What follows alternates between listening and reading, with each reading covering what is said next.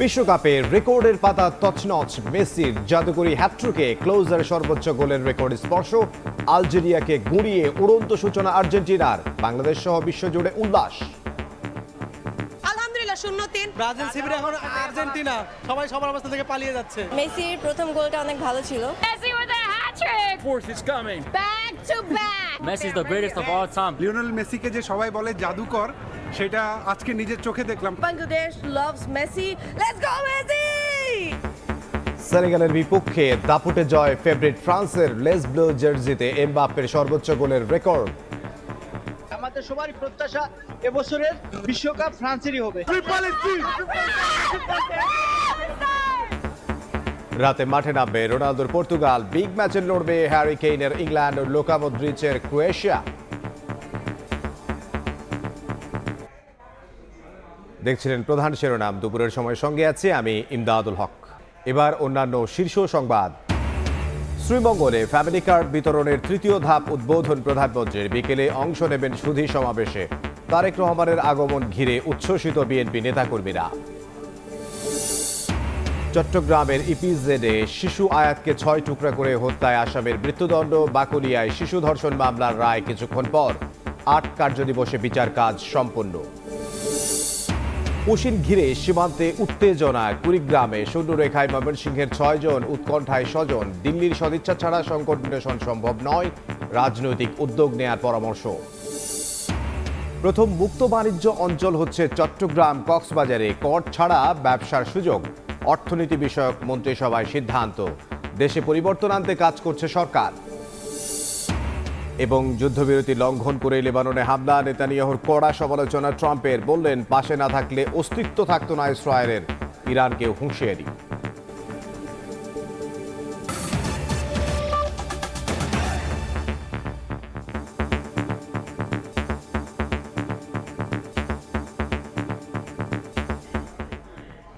মৌলভীবাজারের শ্রীমঙ্গলে family card বিতরণের তৃতীয় ধাপের উদ্বোধন শেষে বক্তব্য রাখছেন প্রধানমন্ত্রী তারেক রহমান। সরাসরি যাচ্ছে সেখানে।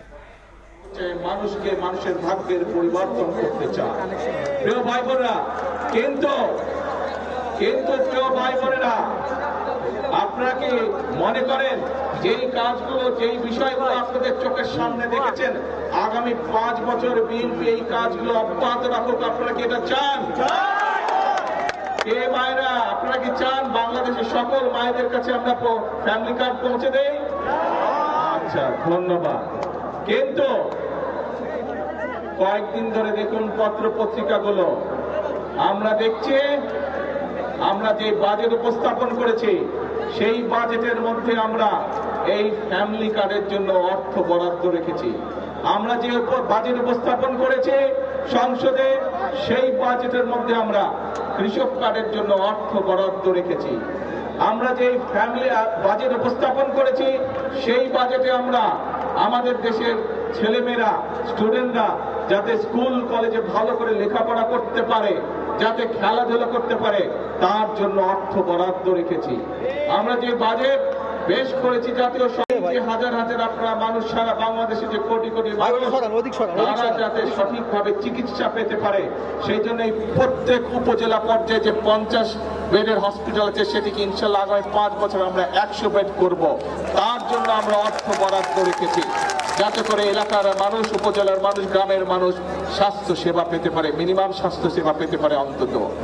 কিন্তু বাজেটের পরে নিশ্চয়ই আপনারা দেখেছেন, যেই বাজেটে আমরা সাধারণ মানুষ, খেটে খাওয়া মানুষের জন্য অর্থ বরাদ্দ রেখেছি, অনেকে বলেছে সেই বাজেট বলে তারা মানে না।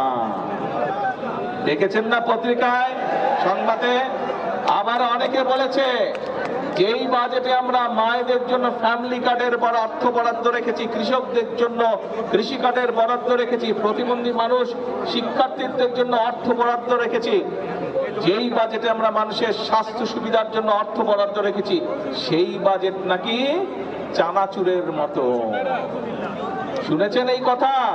কিছু কিছু লোক বলেছে। প্রিয় ভাই বোনেরা, যেই বাজেট জনগণের বাজেট, যেই বাজেটের মাধ্যমে অর্থ বরাদ্দের মাধ্যমে আমরা জনগণের ভাগ্যের পরিবর্তন করতে চাই, সেই বাজেটকে যারা চানাচুরের সাথে তুলনা করে, যেই বাজেটে আমরা জনগণের জন্য স্বাস্থ্য সুবিধার অর্থ বরাদ্দ রেখেছি, কৃষক ভাইদের জন্য অর্থ বরাদ্দ রেখেছি, যেই বাজেটে আমাদের সন্তানরা যাতে ভালোভাবে লেখাপড়া শিখতে পারে তার জন্য সর্বোচ্চ বাজেট রেখেছি, সেই বাজেটকে বলে তারা গণবিরোধী বাজেট। দেখেছেন না? তাহলে প্রিয় ভাই বোনেরা, আমরা যাতে এই দেশের যারা শিল্প উদ্যোক্তা আছে, যারা মিল ফ্যাক্টরি তৈরি করতে পারে, তার ফলে আমাদের বেকারদের কর্মসংস্থানের ব্যবস্থা করতে পারে, সেই জন্য এই দেশে বাংলাদেশে যে সকল দ্রব্য তৈরি হয়, একই দ্রব্য কেউ যদি বিদেশ থেকে আমদানি করে তার উপরে আমরা শুল্ক বাড়িয়ে দিয়েছি, যাতে করে বাংলাদেশের মিল কারখানাগুলো রক্ষা পায়, যাতে করে সেই মিল কারখানাগুলো যদি চলে তাহলে আমাদের ছেলেমেয়েরা সেখানে চাকরি বাকরি করতে পারবে। একই জিনিস যদি বিদেশ থেকে আসে তখন আমাদের মিল কারখানা চলবে? বন্ধ হয়ে যাবে। সেই জন্য আমাদের মিল কারখানাগুলোকে আমরা প্রোটেকশন দিয়েছি, সেই ব্যবস্থা আমরা এই বাজেটের মধ্যে রেখেছি। প্রিয় ভাই বোনেরা, আমরা এই বাজেটের মধ্যে অর্থ বরাদ্দ রেখেছি এবং একই সাথে বিভিন্ন নিত্য প্রয়োজনীয় দ্রব্য, চাল, ডাল, তেল, নুন, চিনি, এইসবের উপরে যে শুল্ক আগে ছিল, সেই শুল্ক আমরা যে ট্যাক্স ছিল সেই ট্যাক্সও আমরা উঠিয়ে নিয়েছি, যাতে জিনিসের দাম না বাড়ে। জনগণের কথা চিন্তা করে আমরা 60টি নিত্য প্রয়োজনীয় দ্রব্যের উপর থেকে আমরা শুল্ক প্রত্যাহার করে নিয়েছি এই বাজেটে। এখন প্রিয় ভাই বোনেরা, যেই বাজেটে 60টি পণ্যের উপর থেকে শুল্ক প্রত্যাহার করে না হয়, সেই বাজেটকে একটি দল বলে গণবিরোধী বাজেট। এখন জনগণের জন্য যেই বাজেটে সকল ব্যবস্থা রেখেছি, সেই বাজেটকে যারা গণবিরোধী বলে, তারা কি কখনো জনগণের বন্ধু হতে পারে? তারা কখনো জনগণের বন্ধু হতে পারে না প্রিয় ভাই বোনেরা। কাজেই যারা জনগণকে বিভ্রান্ত করতে চায় প্রিয় ভাই বোনেরা, সেটি সংসদের ভেতরেই হোক, সেটি সংসদের বাইরেই হোক, তাদের ব্যাপারে আপনাদেরকে সচেতন থাকতে হবে। কারণ এই সকল লোকেরা, এই সকল দলগুলো দেশে যদি অশান্তি করার সুযোগ পায়, তাহলে আমরা ফ্যামিলি কার্ড বাস্তবায়ন করতে পারবো না। এই লোকগুলো, এই দলগুলো যদি দেশে অশান্তি সৃষ্টি করে, তাহলে এই যে আজকে প্রতিবন্ধী মানুষগুলোকে যে আমরা সহযোগিতা করলাম, এই যে গরিব ছাত্র স্টুডেন্টগুলোকে যে আমরা সহযোগিতা করলাম, এই যে আমরা নিত্য প্রয়োজনীয় দ্রব্যের উপর থেকে 60টি দ্রব্যের উপর থেকে যে আমরা ট্যাক্স তুলে নিতে পারলাম, এইটি আমরা তাহলে কন্টিনিউ করতে পারবো না। কাজেই যারা এসব কাজে বাধা দিবে, কি ব্যবস্থা করা উচিত তাদের বিরুদ্ধে? সতর্ক থাকতে হবে তাদের বিরুদ্ধে এবং জনগণকে ঐক্যবদ্ধ থাকতে হবে। বিএনপি হচ্ছে জনগণের দল। যতবারই এই দেশে নিরপেক্ষ নির্বাচন হয়েছে, যতবারই এই বাংলাদেশে মানুষ স্বাধীনভাবে ভোট দিতে পেরেছে, প্রত্যেকবার মানুষ ধানের শীষকে বিজয় করেছে।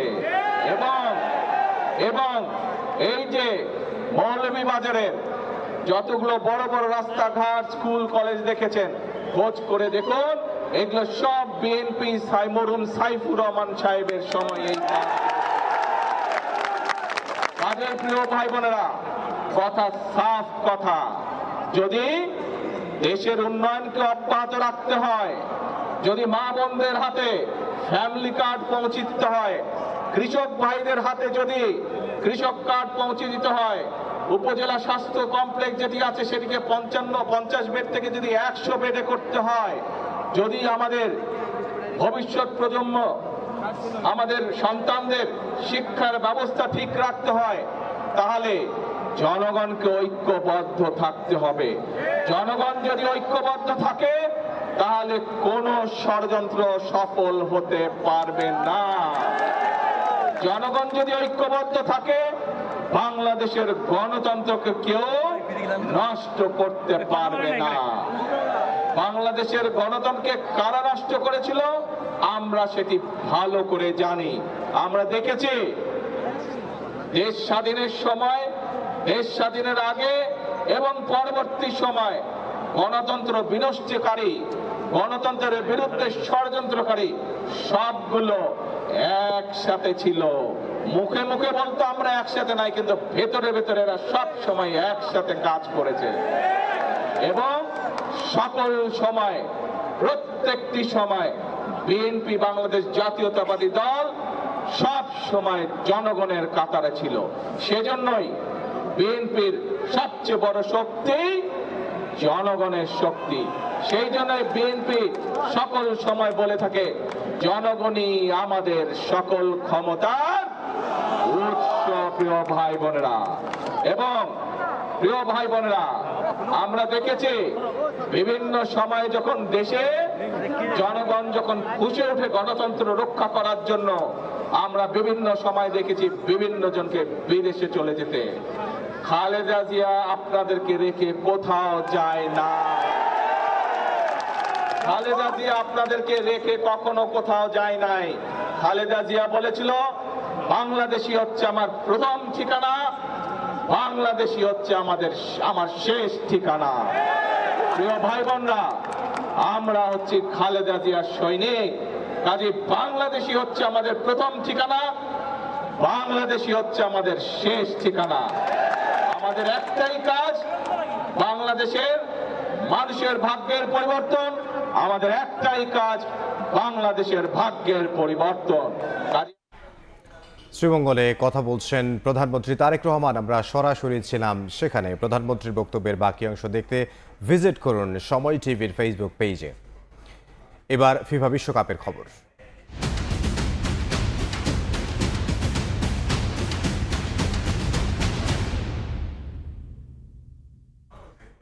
প্রথম ম্যাচেই লিওনেল মেসি জাদু দেখালো এবং জাদু দেখলো ফুটবল বিশ্ব। জাদুকরী হ্যাটট্রিকে স্পর্শ করলেন বিশ্বকাপ ইতিহাসে সর্বোচ্চ গোলের রেকর্ড। আলজেরিয়াকে ৩-০ গোলে গুঁড়িয়ে উড়ন্ত সূচনা হলো আলবি সেলেস্তেদের। আকাশের নীল জার্সিতে ক্যারিয়ারের ২০০তম ম্যাচ স্মরণীয় করে রাখলেন আর্জেন্টাইন মহাতারকা। যুক্তরাষ্ট্র থেকে সাজিদ মুস্তাহিদের ম্যাচ রিপোর্ট। বিশ্ব চ্যাম্পিয়নদের শুরুটা হলো চ্যাম্পিয়নের মতোই। কানসাস সিটি স্টেডিয়াম সাক্ষী হলো এক জাদুকরী রাতের। রেকর্ডের পাতায় নিজের নাম আরো সমৃদ্ধ করলেন লিওনেল মেসি। আলজেরিয়ার বিপক্ষে দুর্দণ্ড প্রতাপ দেখিয়ে চতুর্থ শিরোপা জয়ের অভিযান শুরু করলো আর্জেন্টিনা। লিওনেল স্কালোনি পছন্দের ৪-৩-৩ ফরমেশনে দল নামান মাঠে। চমক বলতে একটাই, বেঞ্চে হুলিয়ান আলভারেজ, তার জায়গায় শুরুর একাদশে থিয়াগো আলমাদা। দানবীয় কানসাস সিটি স্টেডিয়ামে তখনও দর্শকরা ঠিকমতো নিজেদের আসনে বসার সুযোগই পাননি। তার আগেই উল্লাসে ফেটে পড়েন আর্জেন্টিনার সমর্থকরা। খেলার মাত্র ৫ মিনিটেই বল জালে পাঠান লিওনেল মেসি। গ্যালারিতে উল্লাস শুরু হলেও তা থেমে যায় রেফারি অফসাইডের বাঁশি বাজালে। এর কিছু সময় পরই আলজেরিয়া বল পাঠায় আর্জেন্টিনার জালে, কিন্তু এবারও একই ভাগ্য বরণ করে নিতে হয় আফ্রিকান দলটিকে। অফসাইডে বাতিল হয় গোল। ম্যাচে আধিপত্য নিয়েই খেলতে থাকে আর্জেন্টিনা। মাহেন্দ্র খন আসে ১৭ মিনিটে। আলজেরিয়ার ৪ ফুটবলারকে ফাঁকি দিয়ে বন্ধু রদ্রিগো ডিপলের ডিফেন্স চেরা পাস খুঁজে পায় লিওনেল মেসিকে। ডিবক্সের বাইরে থেকে নেওয়া শট জালে পাঠিয়ে গোলের খাতা খোলেন লিওনেল মেসি। প্রথমার্ধে প্রতিপক্ষের ডিবক্সে আরও কিছু আক্রমণ করলেও সেগুলো দেখেনি সফলতার মুখ। ফলে ১-০ গোলের লিড নিয়ে বিরতিতে যায় আর্জেন্টিনা। দ্বিতীয়ার্ধেও ম্যাচের নিয়ন্ত্রণ নিজেদের কাছেই রেখে খেলতে থাকে আর্জেন্টিনা। ৫৫ মিনিটে ব্যবধান বাড়ানোর সুযোগ এসেছিল আলবি সেলেস্তেদের। এবার লাউতারো মার্টিনেজের শট রুখে দেন আলজেরিয়া গোলরক্ষক লুকাস জিদান। তবে ম্যাচে ৬০ মিনিটে আর পারেননি জিনেদিন জিদানের পুত্র। অ্যালেক্সিস ম্যাকঅ্যালিস্টারের জোরালো শট নিয়ন্ত্রণে নিতে ব্যর্থ হন আলজেরিয়া গোলরক্ষক। ঠিক জায়গা মতো দাঁড়িয়েছিলেন মেসি, মুহূর্তেই বল পাঠিয়ে দেন জালে। বিশ্বকাপ ইতিহাসে নিজের ১৫তম গোল করেন লিওনেল মেসি। অবশ্য জাদুকরের জাদু তখনও শেষ হয়নি। ৬৬ মিনিটে হ্যাটট্রিক পূরণ করার সুযোগ এসেছিল মেসির সামনে। তবে এ দফায় গোলরক্ষক বেশ দক্ষতার সঙ্গেই রুখে দেন আলবি সেলেস্তে অধিনায়কের নেওয়া শট। তবে 70 মিনিটে কেউই বাধা হতে পারেননি মেসির সামনে। নিজের ষষ্ঠ বিশ্বকাপে এসে পেলেন প্রথম হ্যাটট্রিক, সঙ্গে বসলেন মিরোস্লাভ ক্লোজার পাশে। ফিফা বিশ্বকাপে এখন সর্বোচ্চ গোলের মালিক আর্জেন্টাইন সুপারস্টার। ম্যাচের বাকি সময়ে আলজেরিয়া চেষ্টা করে গেছে গোল শোধের, কিন্তু এই রাতটা ছিল শুধুই মেসির। ইতিহাসের পাতায় স্বর্ণাক্ষরে লেখা থাকবে মহাতারকার নাম। এক ম্যাচে 2 রেকর্ড স্পর্শ লিওনেল মেসি, বিশ্বকাপে প্রথম হ্যাটট্রিক, সেই সঙ্গে যৌথভাবে এখন বিশ্বকাপের সর্বোচ্চ গোলদাতাও আর্জেন্টাইন তারকা। নিজের 200তম ম্যাচটা হয়তো এর চেয়ে ভালোভাবে আর রাঙাতে পারতেন না আর্জেন্টাইন তারকা। বিশ্বকাপের প্রথম ম্যাচে যখন ফেভারিটে হোঁচট খাচ্ছিল, সেখানেও ব্যতিক্রম আর্জেন্টিনা। দাপুটে পারফরমেন্সে জানান দিল তারা প্রস্তুত নিজেদের চতুর্থ বিশ্বকাপ শিরোপা জয়ের জন্য। কানসাস সিটি স্টেডিয়াম থেকে সাজিদ মুস্তাহিদ, সময় সংবাদ, যুক্তরাষ্ট্র। ক্যারিয়ারের সবকিছু অর্জন করা লিওনেল মেসি এবার তছনছ করলেন বিশ্বকাপের রেকর্ডের পাতাও। জাদুকরি হ্যাটট্রিকে স্পর্শ করলেন মিরোস্লাভ ক্লোজার সর্বোচ্চ গোলের রেকর্ড। সবচেয়ে বেশি বয়সী হিসেবে বিশ্বকাপে হ্যাটট্রিক, বেশিবার ম্যাচ জয় এবং সর্বোচ্চ ম্যান অব দ্য ম্যাচ হওয়া সহ একাধিক রেকর্ড গড়লেন আর্জেন্টাইন জাদুকর। কানসাস থেকে এস.এম. ইকবালের রিপোর্ট। ক্যারিয়ারের সব অর্জনই করা হয়ে গিয়েছিল লিওনেল মেসির, কেবলমাত্র বাকি ছিল একটি বিশ্বকাপ হ্যাটট্রিক। সেটাও বিশ্বের সর্বকালের সেরা ফুটবলার করে ফেললেন তার 39 বছর বয়সে। আলজেরিয়ার বিপক্ষে দুর্দান্ত এক হ্যাটট্রিকে গড়ে তুলেছেন দুর্দান্ত এক রেকর্ড। মেসির ম্যাচ শেষ করে এসেছেন এক ভদ্রলোক, তার কাছ থেকে শুনবো। Messi is everybody that is shorter than anybody else, and they are the best workers in the world. Messi scores 3, he shows everyone why he's the greatest ever. Exactly তাই, এক্স্যাক্টলি তাই। কেন মেসি সর্বকালের সেরা footballer বলা হয় Lionel মেসিকে, সেটাই Lionel Messi প্রমাণ করে দিলেন আলজেরিয়ার বিপক্ষে ম্যাচে।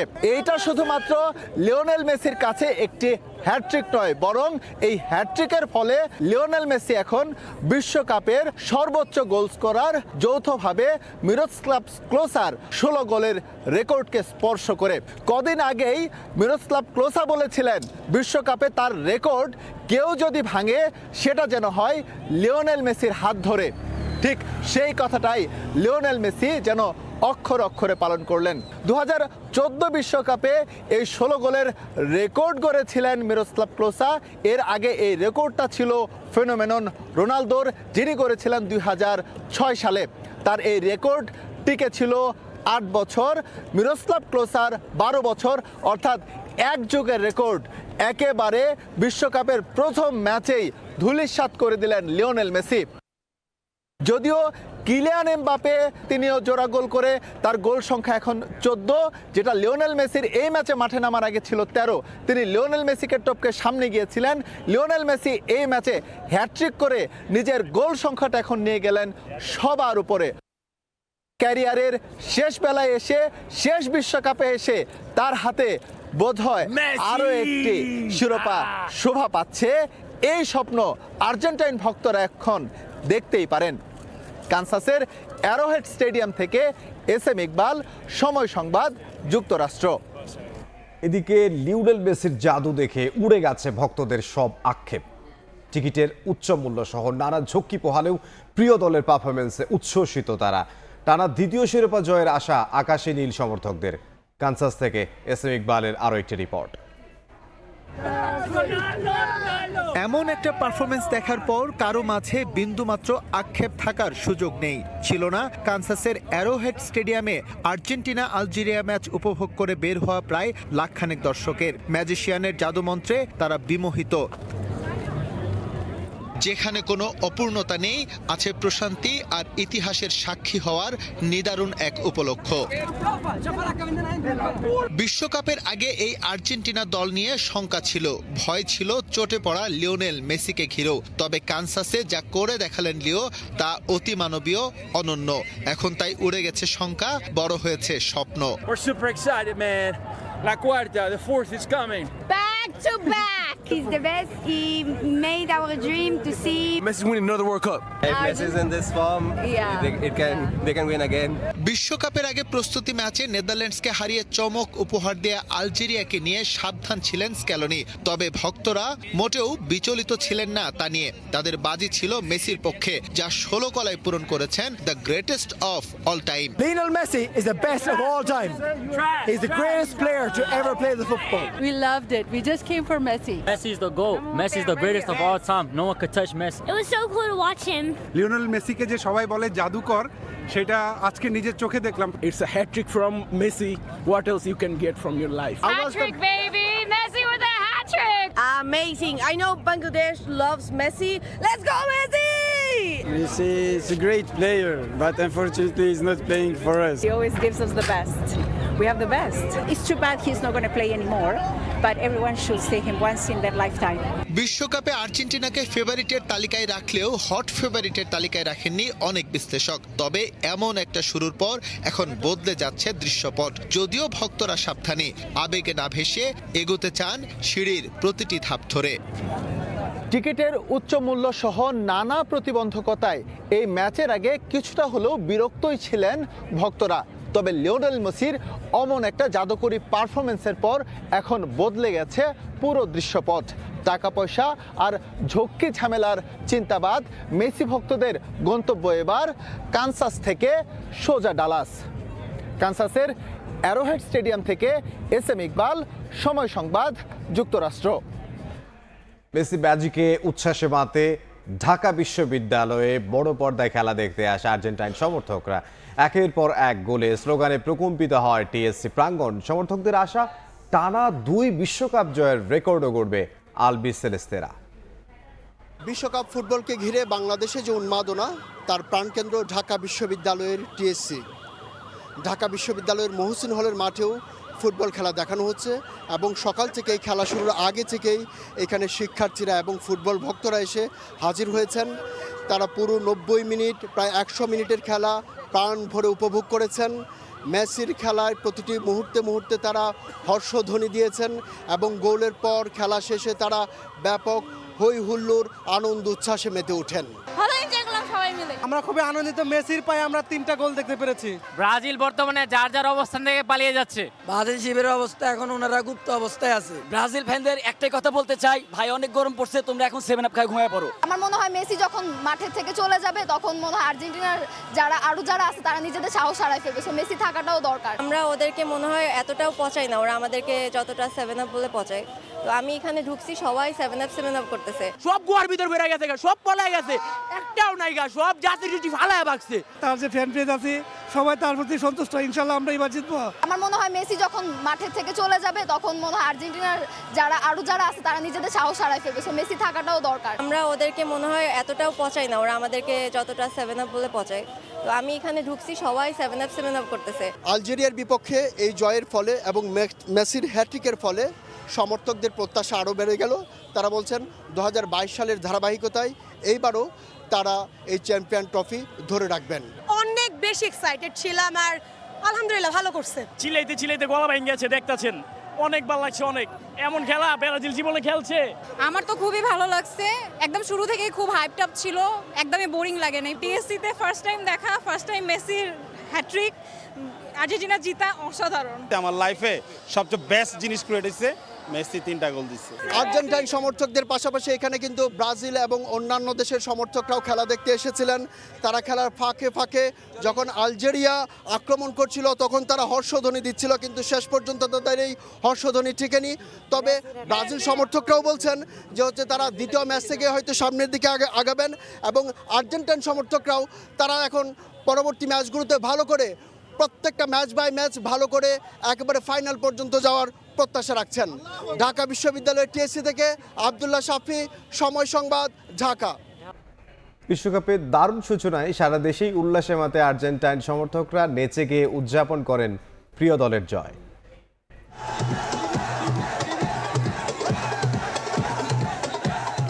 মেসির হ্যাট্রিক আর আর্জেন্টিনার জয়ের উন্মাদনায় কাঁপছে পুরো দেশ। বাঁধ ভাঙ্গা উল্লাস সমর্থকদের। বুধবার বুধবার সকালে খেলা শেষ হওয়ার পর চট্টগ্রামে আনন্দ মিছিল করেন আর্জেন্টিনার সমর্থকরা। আকাশে নীল সাদা জার্সিতে নেচে গিয়ে আনন্দ উল্লাসে বাঁচেন তারা। Messi Messi only Messi only Argentina, আমরা ড্র করি না, আমরা গোল দিয়ে জিতি। রংপুর টাউন হল চত্বরে বড় পর্দায় ম্যাচ উপভোগ করেন শত শত ফুটবল প্রেমী। মেসির প্রতিটি গোলে উচ্ছ্বাসে ফেটে পড়েন দর্শকরা। বাঁশি আর জয়ের ধ্বনিতে মুখর হয়ে ওঠে পুরো এলাকা। বিশ্বকাপের প্রথম ম্যাচে প্রিয় দলের এমন দাপুটে পারফরমেন্স শিরোপার স্বপ্নকে আরও উজ্জ্বল করছে বলে মনে করেন সমর্থকরা। আমরা আশাবাদী, আমরা এবার 2026 সালে এবারও কাপ নিব। মেসি তার শেষ বিশ্বকাপ হিসেবে 3টি গোলের মাধ্যমে শুরু করেছে, এটি আসলে আমরা অত্যন্ত আনন্দিত। বিশ্বকাপের আর্জেন্টিনা ম্যাচের উন্মাদনায় মেতেছে জাহাঙ্গীরনগর বিশ্ববিদ্যালয়ের শিক্ষার্থীরাও। প্রিয় দলের খেলা দেখে উন্মুক্ত মঞ্চে উল্লাসে ফেটে পড়েন তারা। রাজশাহী, বরিশাল সহ সারা দেশে নেচে গেয়ে ও মিছিল করে প্রিয় দলের জয় উদযাপন করেন আলবিসেলেস্তে প্রেমীরা। আবারও বিশ্বকাপ জেতার প্রত্যাশা তাদের। তানজিনা তাসনিম, সময় সংবাদ। চট্টগ্রাম ইপিজেডে 5 বছরের শিশু আয়াতকে 6 টুকরো করে হত্যায় আসামির মৃত্যুদণ্ড দিয়েছেন আদালত। 4 বছর পর এ রায়ে সন্তোষ জানিয়েছে বাদীপক্ষ। অন্যদিকে বাকুলিয়ায় শিশু ধর্ষণ মামলার রায় কিছুক্ষণ পর 8 কার্যদিবসে সম্পন্ন হয়েছে এই মামলার বিচার কাজ। ঘটনার 4 বছর পর চট্টগ্রামের ইপিজেডে শিশু আয়াতকে 6 টুকরো হত্যা মামলার রায় হলো। বুধবার দুপুরে চট্টগ্রামের 6ষ্ঠ অতিরিক্ত মহানগর দায়রা জজ আদালতের বিচারক মোহাম্মদ আলী আক্কাস আসামি আবিরকে মৃত্যুদণ্ডাদেশ দেন। এছাড়া হত্যাকাণ্ডে সহযোগী অপ্রাপ্তবয়স্ক হওয়ায় শিশু আদালতে আলাদাভাবে তার বিচার কাজ চলছে। এর আগে শনিবার মামলার যুক্তিতর্ক শুনানি শেষ হয়। আবির আলী যে নৃশংস হত্যাকাণ্ড সংঘটিত করেছে, বিজ্ঞ আদালত এইটার পর্যবেক্ষণে সর্বোচ্চ সাজা মৃত্যুদণ্ডে দণ্ডিত করেছেন। রায় সন্তোষ প্রকাশ করে দ্রুত কার্যকরের দাবি জানান স্বজনরা। 2022 সালের 14 নভেম্বর ইপিজেডে শিশু আলিনা ইসলাম আয়াতকে হত্যার পর 6 টুকরা করে আবির ও তার বন্ধু। পরে লাশের খণ্ডিত অংশ সাগর ও খালে ফেলে দেয় তারা। 4 বছর পরে এই রায়ে আমি সন্তুষ্ট। মাননীয় প্রধানমন্ত্রীকে দৃষ্টি আকর্ষণ করে শুধু একটা কথাই বলতে চাই, 1 মাসের ভিতরে এই রায় কার্যকর করা হোক। এদিকে বাকুলিয়ায় 3.5 বছরের শিশুকে ধর্ষণের রায়ও হবে আজ। রায়ে আসামির সর্বোচ্চ সাজা হবে আশা বাদীপক্ষের। গত 21শে মে বিকেলে বাকুলিয়ায় 3 বছরের শিশুকে ধর্ষণের অভিযোগে মনির হোসেনের বিরুদ্ধে মামলা করে ভুক্তভোগী পরিবার। সময় সংবাদ, চট্টগ্রাম। চট্টগ্রামের বাকুলিয়ায় 4 বছরের শিশু ধর্ষণ মামলার রায় কিছুক্ষণ পর এই মুহূর্তে আদালত প্রাঙ্গণে আছেন সহকর্মী ফেরদৌস লিপি। বিস্তারিত জানতে সরাসরি তার কাছে যাব। লিপি, সবশেষ কি তথ্য আছে আপনার কাছে? আমরা এই মুহূর্তে আছি মহানগর শিশু সহিংসতা দমন ট্রাইব্যুনালের সামনে, যেখানে কিছুক্ষণ আগে চট্টগ্রামের বহুল আলোচিত বাকলিয়া যে ধর্ষণ মামলার সেটার বিচারের রায় পড়া শুরু হয়েছে। আপনারা জানেন যে এই যে মামলা, এই মামলাটি গত 21শে মে আসামিকে ধরাকে কেন্দ্র করে একটি রণক্ষেত্র পরিণত হয় বাকলিয়ার এলাকায়, এবং তারপরে আসলে 40 জনের মতো আহত হয় এবং পরে আসামিকে থানায় এনে পরে ঘটনার যে মামলা, সেই মামলার মধ্য দিয়ে এই যে বিচার কার্যক্রম সেটা কিন্তু আমরা দেখতে পাচ্ছি যে মাত্র 8 কার্যদিবসে কিন্তু আজকে রায় ঘোষণা করা হচ্ছে, এবং যারা পরিবারের ভুক্তভোগীর সদস্যরা আছেন তারা আশা করছেন যে আসামির সর্বোচ্চ শাস্তি তারা প্রত্যাশা করছেন, এবং রাষ্ট্রপক্ষ একইভাবে দেখা গেছে যে সেই প্রত্যাশাটা রাখছেন। এবং এর আগে দুপুর 1টার দিকে আপনারা জানেন যে প্রায় আজ থেকে 4 বছর আগে 2022 সালে নগরীর ইপিজেড এলাকায় আয়াত নামে 5 বছরের একটি শিশুকে হত্যা করে 6 টুকরা করার মধ্য দিয়ে সাগর এবং খালে ফেলে দেওয়ার সেই ঘটনায় আসামি আবিরকে মৃত্যুদণ্ড দিয়েছে আদালত, এবং আদালত তার পর্যবেক্ষণে বলছে যে শিশুকে শ্বাসরোধ করে হত্যার পর সেই মৃতদেহকে 6 টুকরা করে যে বর্বরতা, সেই বর্বরতার আসলে কোনো বর্ণনা করা যায় না, এবং এই নৃশংসতার সর্বোচ্চ শাস্তি মৃত্যুদণ্ড কারণেই আসলে সেই মৃত্যুদণ্ড দেওয়া হয়েছে। এবং এই ক্ষেত্রেও পরিবার কিন্তু সন্তুষ্ট প্রকাশ করেছেন এবং তাদের চাওয়া হচ্ছে যত দ্রুত রায় কার্যকর করা যায়। তো এই ছিল আমার কাছে চট্টগ্রামের আদালত থেকে সর্বশেষ সংবাদ। চট্টগ্রাম থেকে সহকর্মী ফেরদৌস লিপি। ভারতের পুশিন চেষ্টার শিকার হয়ে কুড়িগ্রামের রৌমারী সীমান্তে খোলা আকাশের নিচে অনিশ্চয়তার মধ্যে দিন কাটছে নারী শিশুসহ 6 জনের। এই মুহূর্তে রৌমারীর গয়টাপাড়া সীমান্তে আছেন সহকর্মী বাদশা সৈকত, সরাসরি তার কাছে যাব। কুড়িগ্রামের রৌমারী উপজেলার যে গয়টাপাড়া সীমান্ত, সেই সীমান্তে আমি রয়েছি। এখানে যে বিষয়টি গত প্রায় 4 দিন ধরে এখানে 6 জনকে যে পুশিনের চেষ্টা করেছিল বিএসএফ, তারা এখানে শূন্যরেখায় অর্থাৎ শূন্যরেখার সংলগ্ন ভারতের অংশে অবস্থান করছেন। এখানে যে বিষয়টি ঘটেছে যে আমরা কিছুক্ষণ আগে জানতে পেরেছি বা দেখেছি যেটি যে এখানে একজন, এই 6 জনের একজন আহত মানে অসুস্থ হয়ে পড়েছেন এবং তাকে কিন্তু এখন বিএসএফের যে চিকিৎসক তাকে নিয়ে আসা হয়েছে এবং তাকে দেখানো হচ্ছে এবং তার বিষয়ে যে সিদ্ধান্ত সেটি কে নেবে জানি না। এবং এই বিষয়টি কিন্তু বিজিবিও তাদের ঊর্ধ্বতন কর্তৃপক্ষকে জানিয়েছে যে এরকম আসলে গত 4 দিন ধরে যে একটানা খোলা আকাশের নিচে 2 দিন ছিল, তারপর মাথার উপরে সামান্য ছাউনিতে এই 2 শিশুসহ এই 6 জন মানুষ এখানে যে অবস্থান করছেন এই রোদ বৃষ্টির মধ্যে, এ কারণে কিন্তু তাদের প্রতি যে অমানবিক আচরণ করা হয়েছে, তারা যে মানবতর জীবনযাপন করছেন, এ কারণে কিন্তু তাদের যে খাওয়া দাওয়ার ব্যবস্থা নেই, গোসলের ব্যবস্থা নেই, এমনকি তাদের যে স্যানিটেশনের ব্যবস্থা নেই। এ কারণে তারা কিন্তু সবাই বলা যায় যে খুব মানবতর জীবনযাপন করছেন। এর মধ্যে 2 শিশুর যে বাবা, তার নামটি আমরা যতটুকু জানতে পেরেছি বেল্লাল, সেই বেল্লালও অসুস্থ হয়ে পড়েছে এবং সর্বশেষ আমরা দেখেছি যে অ্যাম্বুলেন্সে করে ভারতের বিএসএফের একজন চিকিৎসককে নিয়ে আসা হয়েছে এবং তাকে দেখানো হয়েছে এবং সেই চিকিৎসক এখনও এখানে অবস্থান করছেন। এই ছিল গয়টাপাড়া সীমান্তের সর্বশেষ। কুড়িগ্রাম থেকে সহকর্মী বাদশা সৈকত। বিএসএফের পুশিন চেষ্টা ঘিরে উত্তপ্ত বাংলাদেশ ভারত সীমান্ত। একের পর এক চেষ্টা রুখে দিচ্ছে বিজিবি, সজাগ স্থানীয়রাও। পুশিন রাজনৈতিক ইস্যু, এর সমাধান রাজনৈতিকভাবেই করতে হবে বলে মনে করেন বিশেষজ্ঞরা। দিল্লির সদিচ্ছা ছাড়া সীমান্ত সমস্যার সমাধান সম্ভব নয় বলেও মত তাদের। বুলবুল রেজার রিপোর্ট। 2 সপ্তাহেরও বেশি সময় ধরে বিএসএফের পুশিন চেষ্টা ঘিরে উত্তপ্ত বাংলাদেশ ভারত সীমান্ত। প্রতিদিন কোনো না কোনো এলাকা দিয়ে অবৈধ অনুপ্রবেশের চেষ্টা রুখে দিচ্ছে বিজিবি। সীমান্ত রক্ষীদের সঙ্গে সজাগ স্থানীয়রাও। এখন পর্যন্ত সীমান্তের অন্তত 20টি পয়েন্টে 200-ও বেশি মানুষকে বাংলাদেশে ঠেলে পাঠানোর চেষ্টা করেছে বিএসএফ। এ নিয়ে 2 দেশের সীমান্তরক্ষী বাহিনীর মধ্যে একাধিকবার পতাকা বৈঠক হলেও সমাধান হয়নি। এমন প্রেক্ষাপটে সম্প্রতি অনুষ্ঠিত 2 দেশের সীমান্তরক্ষী বাহিনীর মহাপরিচালক পর্যায়ের বৈঠকে নজর ছিল সবার। তবে বৈঠক শেষে পুশিন ইস্যুতে মেলেনি তেমন কোনো বার্তা। বিশ্লেষকরা বলছেন বিষয়টি রাজনৈতিক, সমাধান খুঁজতে হবে রাজনৈতিকভাবেই। যেই ঝামেলা তৈরি হয়েছে বিশেষ করে বিজেপি পশ্চিমবঙ্গে ক্ষমতা আসার পরে, তার সমাধান আমার মনে হয় না এই 2 পক্ষ যারা বসেছে বিএসএফ আর বিজিবি করতে পারবে। এটা একটা রাজনৈতিক বিষয় এবং এটা রাজনৈতিকভাবেই আমার মনে হয় কোনো এক সময় হয়তো এর সমাধান হবে। কেন্দ্রে এবং পশ্চিমবঙ্গে ক্ষমতা এখন বিজেপি, তাই দিল্লির সদিচ্ছা ছাড়া পুশিন সমস্যার সমাধান দেখছেন না সাবেক এই রাষ্ট্রদূত। যেহেতু পশ্চিমবঙ্গে গত নির্বাচনে বিজেপির ক্ষমতায় আসবার পর বা ক্ষমতায় আসবার প্রক্রিয়ার অংশ হিসেবে এই ঘটনাগুলো ঘটছে, এখানে একটা বড় ধরনের রাজনৈতিক উপাদান আছে এবং সম্ভবত এই রাজনৈতিক আলাপ আলোচনার ভেতর দিয়ে তার একটা সমাধান আমাদের খুঁজতে হবে। ভারত সরকার যদি মনে করে বাংলাদেশের সাথে তাদের সম্পর্কটা উন্নয়ন করা জরুরি এবং এই ধরনের কর্মকাণ্ড বন্ধ করা উচিত, তাহলে আমার ধারণা পশ্চিমবঙ্গ সরকার একা সে কাজ করবে না বা করতে পারবে। কাজে এটা সিদ্ধান্তটা দিল্লিতে।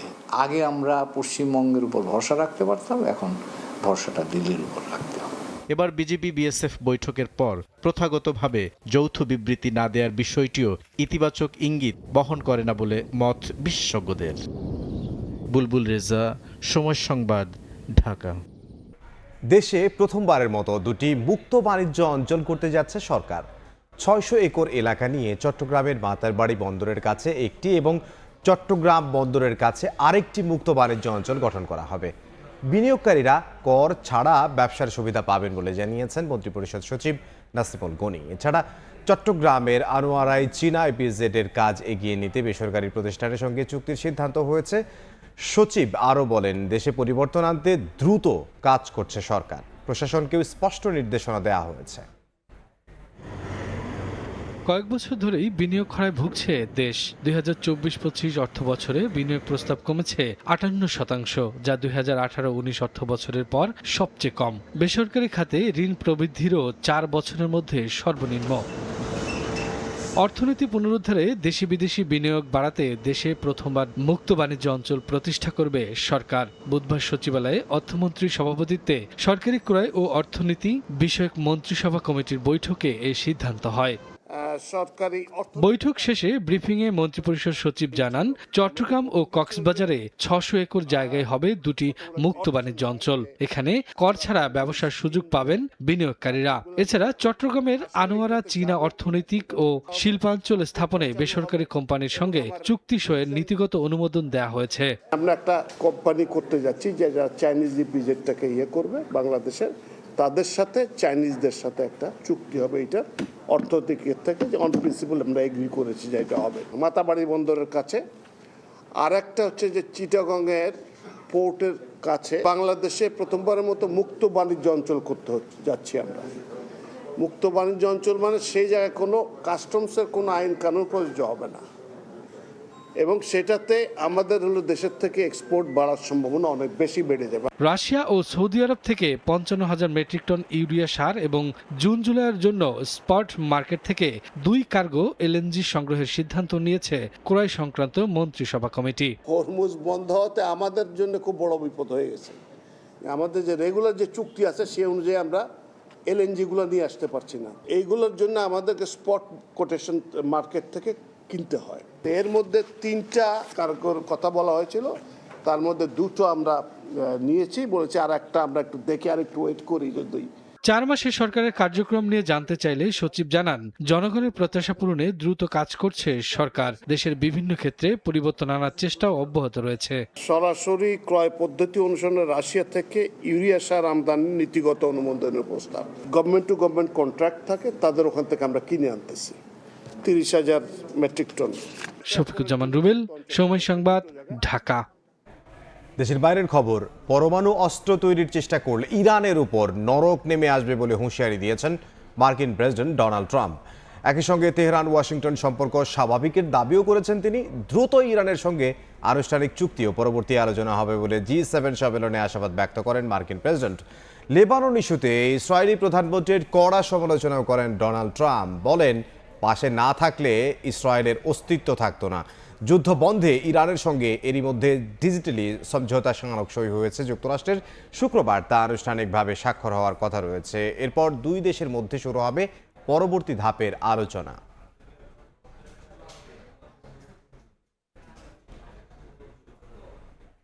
আবারও বিশ্বকাপ প্রসঙ্গ, সেনেগালকে 3-1 গোলে উড়িয়ে বিশ্বকাপ মিশন শুরু করলো ফ্রান্স। প্যারিসে উৎসব মুখর পরিবেশে প্রিয় দলের ম্যাচ উপভোগ করেছেন সমর্থকরা। উল্লাসে ভাসছেন প্রবাসী বাংলাদেশিরাও। তাদের প্রত্যাশা, কিলিয়ান এমবাপ্পে জাদুতে তৃতীয়বার শিরোপা ঘরে তুলবে লেস ব্লুস। এমবাপ্পের প্রতিশোধ নাকি মানের ইতিহাসের পুনরাবৃত্তি? ফ্রান্স সেনেগালের ম্যাচ শুরুর আগে এই ছিল যখন তুমুল আলোচনা। ফ্রান্স সেনেগাল ম্যাচের শেষ পর্যন্ত এমবাপ্পেই প্রতিশোধ নিয়েই মাঠ ছেড়েছেন এবং প্রতিশোধটা তিনি নিজেই নিয়েছেন।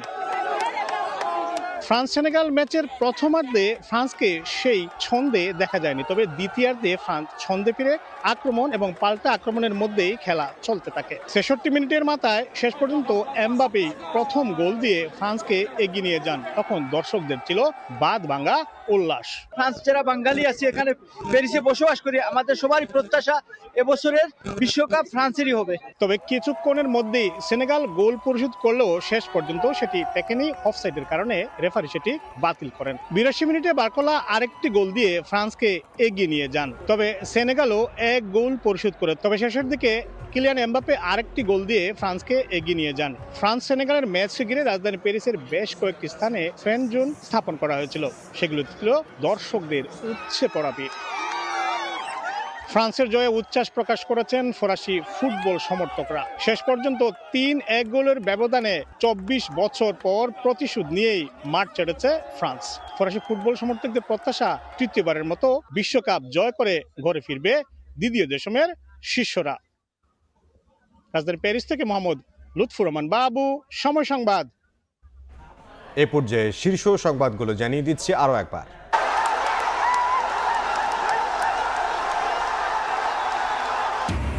বিশ্বকাপে রেকর্ডের পাতা তছনছ মেসির জাদুকরী হ্যাটট্রিকে সর্বোচ্চ গোলের রেকর্ড আলজেরিয়াকে গড়িয়ে উড়ন্ত সূচনা আর্জেন্টিনার। বাংলাদেশ সহ বিশ্বজুড়ে উল্লাস। কল্যাণমুখী বাজেটের সমালোচকরা জনগণের বন্ধু নয়। শ্রীমঙ্গলে ফ্যামিলি কার্ড বিতরণীতে প্রধানমন্ত্রী বিভ্রান্তি সৃষ্টিকারীদের রুখতে সতর্ক থাকার আহ্বান।